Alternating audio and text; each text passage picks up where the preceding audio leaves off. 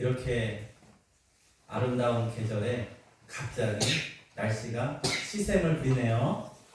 예. 어제 보니까 15도, 16도, 17도 이렇게 기온이 되다가 오늘은 10도가 뚝 떨어진 날이 되었습니다. 그래서 감기 조심하세요. 먼저 감기 조심하시고요. 오늘 본문을 보니까 어떠한 한 사건에 대해서 이 사도 바울이 이 갈라디아 교인들에게 이렇게 편지까지 적으면서까지 이렇게 공개적으로 알게 하고 또 그것을 명확하게 한 장면을 보게 됩니다. 그것이 뭐냐면은 이제 예루살렘의 교회에 소문이 들리는 거예요. 저 안디옥에 이제 바울과 바나바가 사역을 하는데 그들이 너무나 하나님을 잘 섬기고 또 그들이 또 주위 사람들에게 칭찬을 받으니까 저들은 진짜 예수 믿는 사람이야 해서 그리스도인이라는 그러한 타이틀을 얻는 그러한 상황이 되니까 어떻게 되겠어요? 예루살렘 교회에서 과연 그러한지 성령이 어떻게 역사하시는지 보고자 하여서 결국 누구까지 오게 된 거예요? 베드로, 게바인 베드로까지 이 안디옥에 오게 되었어요. 근데 베드로가 먼저 왔나 봐요. 먼저 와서 어떻게 했겠어요? 그 안디옥 교회에 있는 그러한 사람들과 이제 같이 이야기도 하고 식사도 하고 하는 그러한 시간들을 갖지 않았겠어요? 자, 이제 우리가 이러한 장면에서 이 단어가 있어요. 헬라파 유대인, 그 다음에 헬라파 그리스도인, 유대파 그리스도인 이런 식으로 우리가 부릅니다. 그래서 이방인으로서 예수를 믿게 된 사람들이 보통 헬라파 그리스도인들이에요. 그리고 예루살렘 교회를 중심으로 이미 본래부터 유대인으로서 이제 예수님을 믿게 된 사람들, 유대파 그리스도인 이렇게 두 개의 그룹이 보이지 않게 존재하고 있었습니다. 그런데 이 당시에 유대파 그리스도인들 중에 하나님의 말씀에 대한 잘못된 이해 또 자기들이 그동안 해왔던 것이 마냥 계속 지켜야 되는 줄 알고 이것을 강조하며 이것에 여전히 얽매여 있던 그런 사람들이 이제 이방인이었던 헬라파 그리스도인들에 대해서 너희도 이거 해야 돼. 이 율법을 지켜야 돼. 이거 우리가 모세가 시내산에서 받은 이 10계명과 그 율법과 규례들이야. 너희도 지켜야 되지. 우리는 지금도 지켜. 그와 같은 것들이 많이 있었는데 그 중에서도 특별히 할례를 받아라. 그래서 할례 없으면 안 된다. 그렇게 그들은 주장하고 또한 이렇게 새롭게 헬라인 중에서 예수를 믿게 된 사람들을 어떻게 했겠어요? 부담되게 했어요. 어렵게 했어요.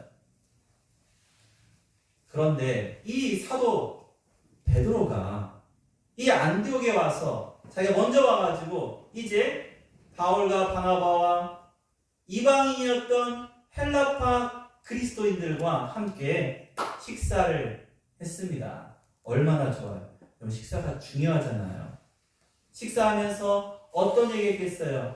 베드로가 예수님 만났던 얘기, 예수님과 함께 살았던 얘기 했지 않았겠어요? 당연히 했겠죠. 얼마나 궁금하겠어요.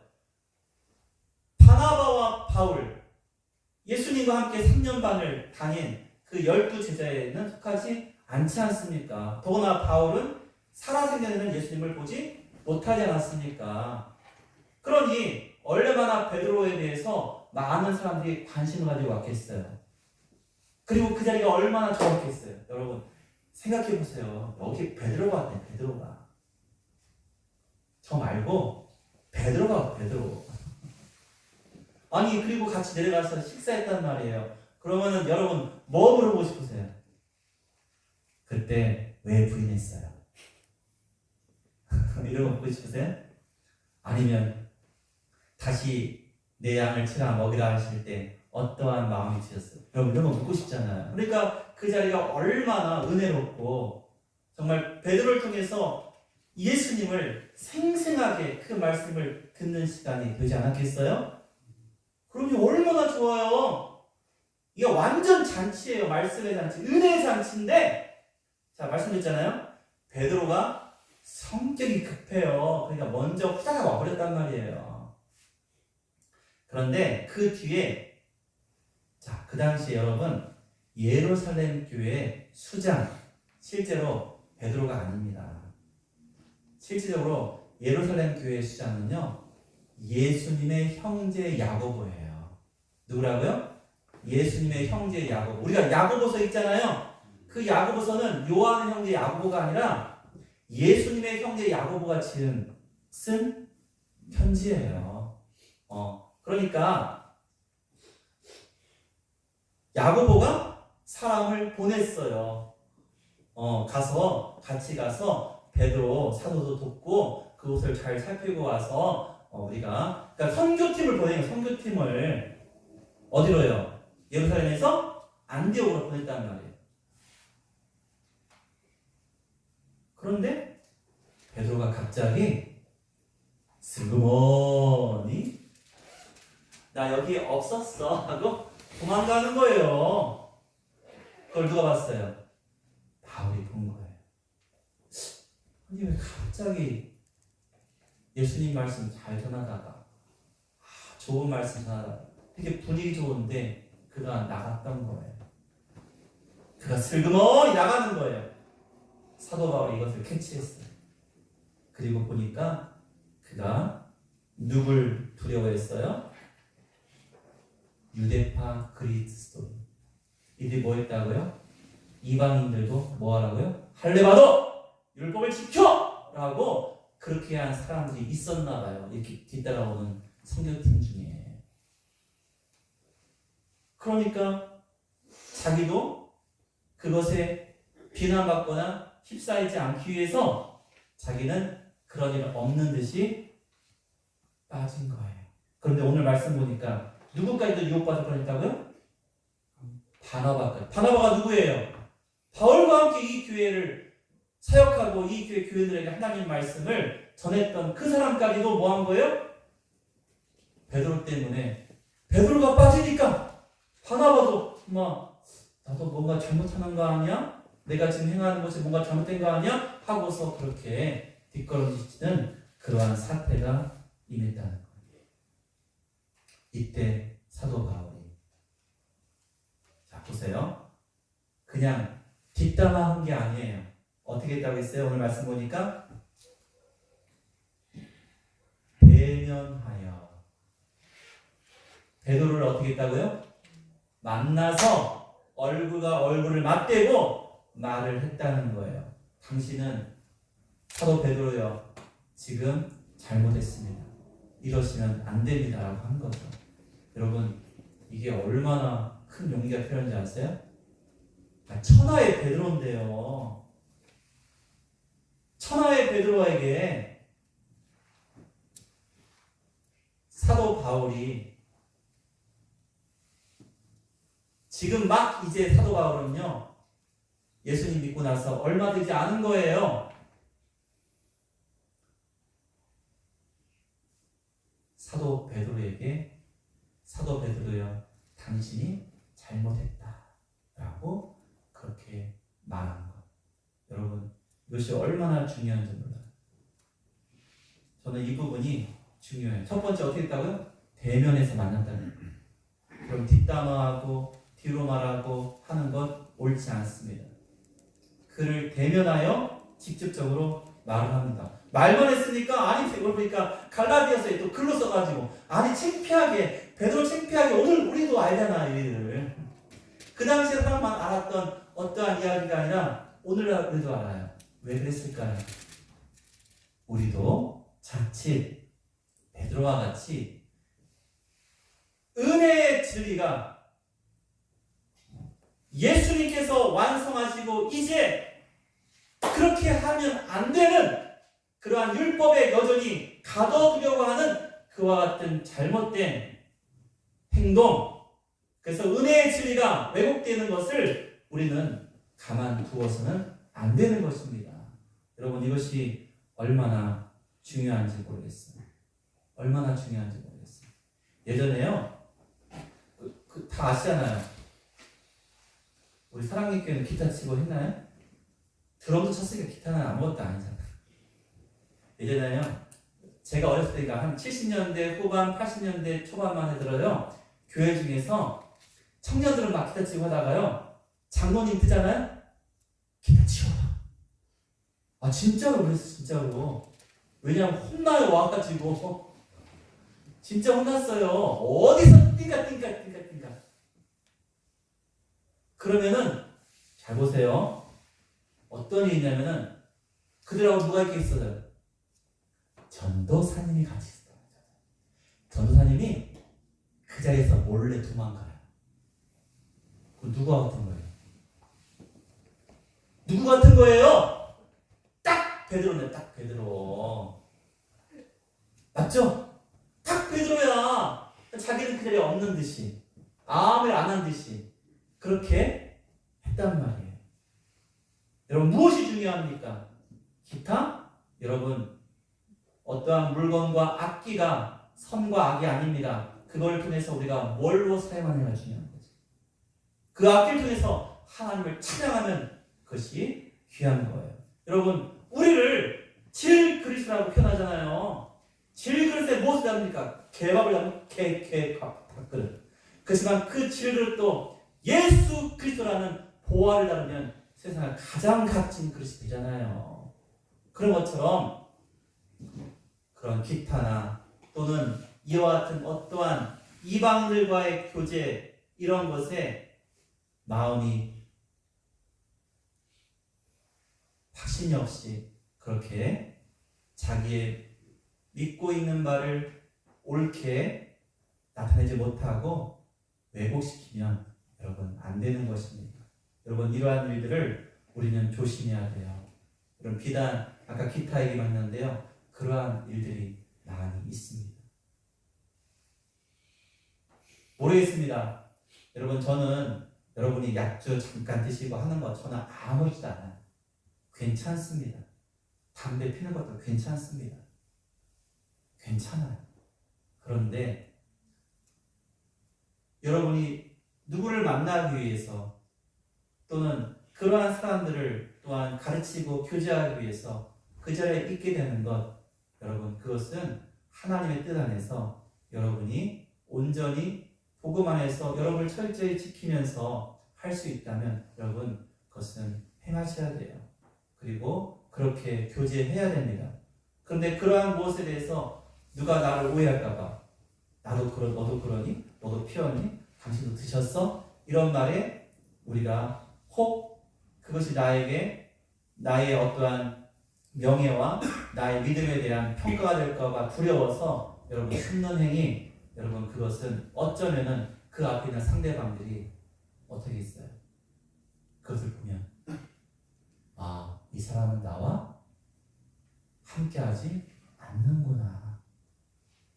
여러분, 그러면은요, 그러한 생각과 모습이 들키면요, 여러분 그 다음에는 같이 하지 않을 수 있어요. 어떤 말로 해도 여러분 안 될 수 있어요. 여러분, 예수님이 이 땅에 오셔서 바리새인들이 공격한 말이 뭐예요? 예수님이 세리와 창기와 뭐 했어요? 같이 밥 먹었다는 거예요. 그 예수님의 그들과의 교제 있으면 예수님은 다 괜찮아, 다 이해할 거야, 다 알아주겠지 하고 하신 것은 아닙니다. 그와 같이 말이 나올 수 있고 공격할 수 있는 것을 아셨음에도 불구하고 무엇이 중요합니까? 여러분, 한 생명을 얻고자 하는, 여러분 그것이 얼마나 귀한 것인지를 아시기에 그렇게 했던 것이죠. 여러분, 사도 바울이 왜 사도 베드로를 어떻게 했다고요? 책망했다는 거예요. 왜 책망했어요? 안디옥 교회 이제 갓 예수님 믿고 이 구원의 무리 안에 들어온 사람들이 예수님 진정 제대로 믿을 수 있도록 해야 되는 이 중요한 시기에 이 사도 베드로의 그러한 모습을 통해서 혹시라도 상처 있고 또는 그 마음에 믿음을 잃게 될 그러한 사람들이 있을까봐 얼마나 사도 바울이 마음 조력했어요. 여러분, 우리 주님께서 사랑하시고 우리 주님께서 구원하시고자 하는 그 구원의 그 놀라운 그 비밀을 전하는 그 자리, 그것을 나누는 그 시간, 여러분 그것이 가장 귀한 것으로 알면 여러분 우리가 혹 오해받고 혹 또는 나를 잘못 알게 될지라도 여러분 그것을 두려워할 필요가 없습니다. 누가 나를 보시게 계십니까? 우리 하나님께서 보시는 것이죠. 그리고 우리 하나님께서 지켜주실 거예요. 여러분 아까 히브리서의 말씀을 읽었습니다. 여러분 제사장들은요 계속해서 제사를 드렸어요. 그런데 그때 드린 제사는요 죄를 사하는 제사입니까? 죄를 가리는 제사입니까? 여러분 잘 들으세요. 구약의 제사는 죄를 사하는 제사입니까? 죄를 가리는 제사입니까? 그렇습니다. 죄를 잠깐 가릴 뿐이에요. 그 말은 뭐예요? 그때 드린 그 제사를 통해서 죄를 가리고 하나님께 나아가서 하나님의 용서를 받는 그러한 은혜를 입는 것을 계속해서 반복해서 연습한 거예요. 구약의 역사가. 그리고 예수님이 이 땅에 오셔서 저 십자가에서 단 한 번의 제사, 그 제사가 어떤 제사예요? 죄를 사하는 제사예요. 죄를 온전히 사하는 제사는 오직 십자가 예수님의 그 보혈의 제사만이 죄를 사하는 제사였어요. 그래서 이제 우리는 다시는 피 흘림의 제사를 드리지 않아도 되는 거예요. 왜요? 우리 주님이 그 모든 죄를 다 사하셨기 때문입니다. 율법의 행위로는요, 심지어 제사까지도요, 사실은 완전한 게 아니었어요. 누구도 율법을 통해서 하나님께 구원에 이를 자가 없었습니다. 오직 구원은요, 이와 같이 우리를 위해서 죽으시고 또한 부활하신 그 예수님을 믿는 믿음, 은혜의 선물인 믿음을 통해서만 얻게 되는 거예요. 그래서 우리가 기억하듯이, 자, 아브라함은 BC 언제 사람이라고요? BC 1000년, 1500년, 2000년, BC 2000년경 사람이에요. 모세는요, BC 1500년경 사람이에요. 차이가 얼마나 나요? 500년 차이 나요. 대략. 그런데 하나님께서 우리가 지난주에 아브라함의 언약들을 봤잖아요. 아브라함의 언약들 15장에 보니까 하나님께서 아브라함에게 내 씨로 내 후손을 주겠다는 그러한 약속의 말씀을 주셨을 때 그것을 믿으니 하나님이 그것을 뭐라고 했다고요? 의로 여기셨다. 그래서 율법이 있기 전에, 모세를 통해서 이 땅에 율법이 주어지기 전에 아브라함이 믿음으로 의롭게 되었다는 거죠. 믿음으로 하나님의 구원에 임하였다는 거죠. 믿음으로 하나님께 나아갈 수 있었다는 거예요. 여러분, 그러므로 잘 보세요. 구약이 있어도요, 무엇이 있어야 되는 거예요? 믿음이 있어야 되는 거예요. 제사를 드렸어요. 오늘 내가 제사를 드렸어요. 근데 믿음이 없어요. 여러분, 그것은 구원의 길이 아닌 거예요. 여러분, 제사는요, 계속해서 우리 인생들에게 뭘 가르쳐주는 거예요? 너희에게 온전한 단 한 번의 제사, 예수 그리스도의 십자가의 그 제사가 필요해요. 너희는 그것을 의지해요. 그 제사를 통해서 너희가 죄사함을 받게 되는 거예요. 자, 그래서 아브라함을 통해서 뭘 말해줍니까? 율법의 행위가 아닌 믿음으로 구원받아 하나님의 자녀가 되는 것을 우리에게 알게 해 주신 거예요. 그런데 오늘 갈라디아서에서 지금 사도 바울이 왜 베드로를 이렇게 책망했다고요? 베드로가 그의 행동을 통해서 여전히 이 새롭게 예수 믿고 은혜의 무리 속에 들어온 이 이방인들, 헬라파 그리스도인들을 다시금 율법의 족쇄를 채워가지고 자기들처럼 그렇게 허우적거리게 하나님의 진리로 나아갈 수 없도록 그렇게 붙잡으려는 어떠한 그러한 모습이 있었다는 거예요. 있었습니다. 그래서 그것을 너무나 안타까워 여기면서 이와 같이 개발을 책망하게 된 거예요. 여러분, 필요합니다. 여러분, 정말 진리를 위해서 우리가 싸울 필요가 있습니다. 진리를 위해서 우리가 누군가와 참된 진리를 위해서 우리가 논쟁할 수도 있는 거예요. 무엇을 위해서요? 생명을 얻기 위해서. 생명을 얻기 위해서 우리는 그와 같이 행할 수 있는 거예요. 여러분, 만약 내가 알고 있던 것, 또는 우리 교회가 행했던 것, 또는 우리나라의 교회가 행해왔던 것, 여러분, 그 모든 것이 어떤 부분에서 하나님의 말씀을 잘못하는 것이 있다면 여러분 어떻게 해야 됩니까? 과감히 고칠 수 있어야 됩니다. 그것이 개혁이에요. 여러분, 참된 개혁은 바로 그와 같은 거예요. 우리 교회를 개신교라고 해요. 개신교가 뭐예요? 고친다는 거. 고치는 거예요. 날마다 고쳐야 돼요. 날마다 그렇게 새롭게 되어야 하는 것입니다. 그런데 이 새롭게 되어지고 고친다는 것이 무엇일까? 오늘 말씀에서 바로 그것을 뭐라고 하냐면 내 안에 내가 사는 것이 아니라 그리스도가 사는 것이다 라고 말하고 있는 거예요. 내 안에 내가 사는 것이면 여러분 여전히 뭐 하는 거예요? 난 율법주의자입니다.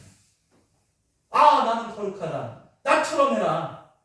나처럼 해봐요. 요렇게 요게 아니라 나같이 안 하면 안 돼. 귀에 와서 귀 뭐야?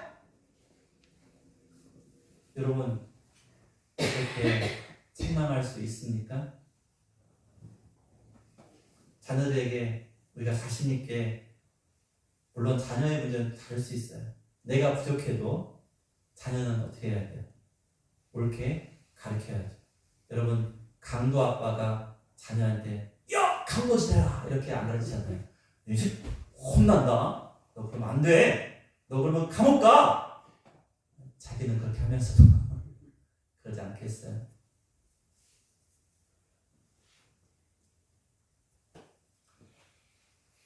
구원의 선물은 오직 믿음을 통해서만 우리에게 주어진 것인데요. 여러분, 그러므로 구원받은 자는 어떤 자예요? 우리가 오늘도 성찬을 대하면서 우리가 얻게 되는 것이 무엇입니까?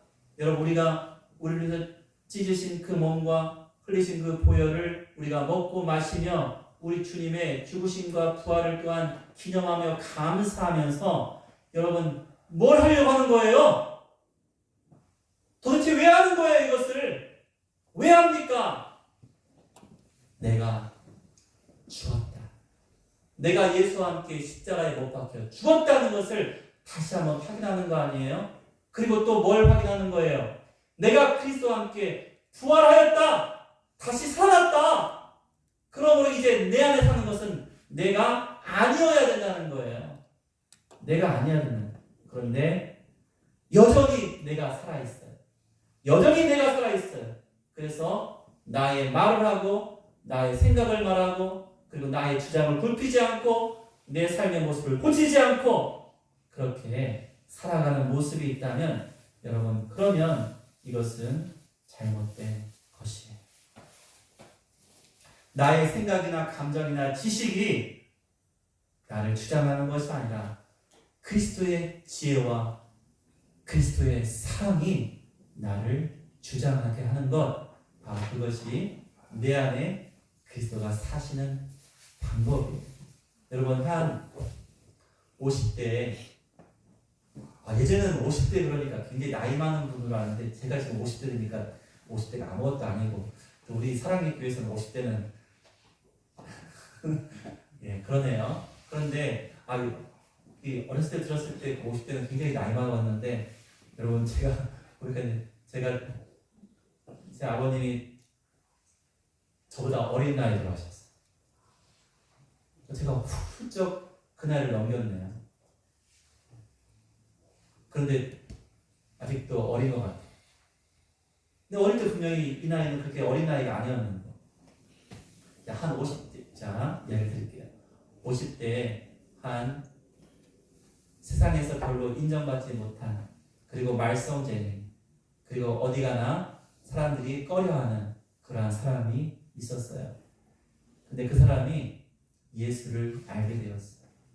예수를 알게 되었는데 처음에 교회 가자는 사람이 없는 거예요. 그래서 용기를 내서 예수님 믿으면 뭔가 천국 간다고 하고, 그리고 내가 딱 봐도 교회 다니는 사람들 보니까 너무나 좋아 보이는 거예요. 그게 부러웠었어. 근데 어느 날 예수님이라는 그 예수라는 이름이 자기 마음에 들어오게 되고, 자기 생각 속에 예수님이 늘 생각이 나는 거예요. 그러니까 이분이 이제 교회에 발걸음을 옮기게 되었다는 거예요. 근데 아무도 별로 반가워하지 않는 거예요. 교회 가는데 교회에서 별로 반가워하지 않는 거예요. 그래서 그냥 미적미적 해가지고 저기 우리 예배당에는 기둥이 없지만, 여러분 보통 예배당에 기둥이 많죠? 이제는 기둥이 많았어요. 기둥 저 구석에 기둥 뒤에 숨어가지고 힐끔힐끔 이 강단을 보면서 그 예배를 드렸어요. 그런데 그때 이분이 그 말씀, 예수님께서 자기를 위해서 죽으셨다는 그 말씀을 듣고 그 마음이 너무나 감사합니다. 그리고 그 말씀이 오늘 말씀처럼 이제야 여러분의 마음속에는, 여러분의 중심에는 여러분이 사시는 것이 아니라 예수님이 사시는 것입니다. 그러니까 다 아멘 하는 거예요. 아멘. 그래서 자기도 아멘, 감사합니다. 주님, 그렇죠. 이제 내 안에 내가 사는 것이 아니라 예수님이 사신 것이죠. 하고 그렇게 은혜를 받고 나오게 되었습니다. 12시 끝났다는 얘기네요. 자, 나오게 되었어요. 나왔는데 이제 생각이 내가 어떻게 해야 되지? 바로 어디만 같아도 이 슈퍼마켓 아줌마가 이렇게 행하면은 한번 싸주고 막 욕 한번 실컷 하고, 그리고 막 돈도 막 던져버리고 내가 나와야 되는데 그렇게 안 되는 거예요. 예수님이 여전히 우리 슈퍼마켓 주인 아주머니는 여전히 나를 끼꺼운 듯 나를 이렇게 아래로 펴면서 나한테 물건도 그냥 이렇게 던지듯이 주지만, 그런데 그때 이렇게 하는 거예요. 고맙습니다. 감사합니다. 맛있게 먹고 또 올게요. 그러니까 그 슈퍼마켓 아주머니가 어안이 벙벙해서 저 사람이 돌았나? 그런데 이제 또 전파사에 가서 라디오 맡기면서 라디오 수리하면서, 그 라디오 수리해주는 전파사 주인도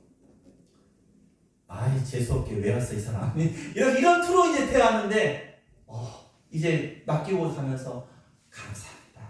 잘 고쳐주시면 제가 내려와서 돈 드릴게요. 공부생하고 나가니까 이 사람도 방송 채널이 잘못됐나 하면서 그렇게 보냈다. 하나씩 이제 쌓이는 거예요. 그러고 나서 또 주일에 왔어요. 주일에 왔습니다. 여전히 사람들이 별로 반가워하지 않아요. 그런데 이제 목사님이 이제 그 사람이 왔다는 걸 이제 아는 거죠. 왜? 그때는 저 구석에 있었으니까. 이 사람이 구석에서 조금씩 전진해 오는 전진. 어디에 와요? 앞에 오는 거예요. 유지현 선생님 저 뒤에서 앞에 오신 거죠? 네. 저 뒤에서 앞으로 조금씩 오셔가지고 오니까 이제 목사님이 이제 알게 돼서 만나서 너무나 귀하다. 너무나 귀하다. 그리고 나서 모든 교인한테 말을 하는 거예요. 여러분 그날 이분이 처음 이곳에 왔을 때 여러분 모두 이제 여러분의 중심에는 여러분이 아닌 예수님이 사셔야 됩니다. 아멘 하셨잖아요. 그런데 그날 이후로 진정으로 그 마음에 자신이 아닌 예수님이 사신 분은 이 형제님이신 것 같아요. 여러분 그렇게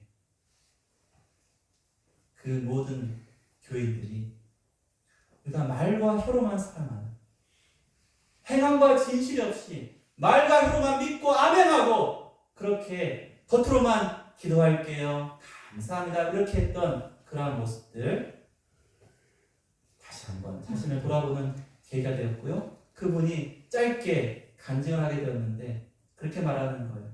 제가 이렇게 행할 수 있는 것은 저는 진정 이제 저는 죽었어요. 예수님이 사신 거예요. 그게 구원이래요.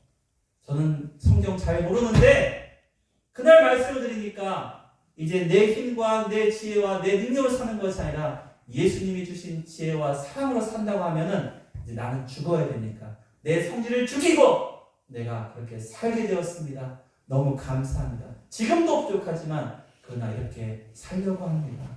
그렇게 다짐하게 되었습니다. 여러분 어떻습니까? 내가 죽을 똥 말똥 바둥바둥 살면 얼마나 힘들어요. 여러분 그 힘든 짐 우리 주님께 내려놓으세요. 주님이 여러분에게 말씀하시는 거예요. 수고하고 무거운 짐진 자들아 다 내게로 오라. 여러분 주님께 그 짐을 다 맡겨드리고요. 이제 주님을 앞장 세우세요. 주님을 앞장 세우시고 주님이 주신 그 말씀, 그 사랑, 그 힘을 여러분 힘입어서 그렇게 사세요. 그리고 핑계 대세요. 예수님이 이렇게 하라고 했어요. 예수님이 저한테 이렇게 하라고 했어요. 너 왜 그래? 예수님이 이렇게 하라고 했어요. 여러분 그렇게 우리가 살아가게 되면은 사도 베드로도 어떻게 했다고요? 사도 베드로도 유대파 그리스도인들이 두려워가지고 그 엄청난 은혜 자리에서 미끄럼치며 나가려 했던 그 모습을 보지 않았어요? 그럼 우리는 어떻게 했어요? 여러분 진정 내 안에 사는 것이 그리스도이십니까? 아멘? 아멘. 여러분 그렇습니다. 그러면 이제부터 주님이 여러분을 인도하시고 그 안에 온전히 거하시고 예수님이라면 이때 어떤 말씀하실까? 예수님이라면 이때 어떻게 상대방에게 인사할까? 예수님이라면 지금 어떠한 마음으로 저 사람에게 대할까? 여러분 이렇게 생각하시고 또한 예수님이라면 어떻게 내 자녀를 위해서 기도할까? 예수님이라면 어떻게 내가 구역을 섬기고 교회 학교를 섬기고 또 내 이웃을 섬기고 내가 다니는 직장에 우리 동료를 섬길 것인지를 여러분 다시 한번 생각하시면서 여러분 예수님이 시키는 대로 예수님이 여러분 마음속에 주시는 그 예수님의 뜻대로 행하셔서 우리 주님이 가장 기뻐하시는 우리 모두가 되시기를 예수님의 이름으로 축원드립니다. 아멘. 기도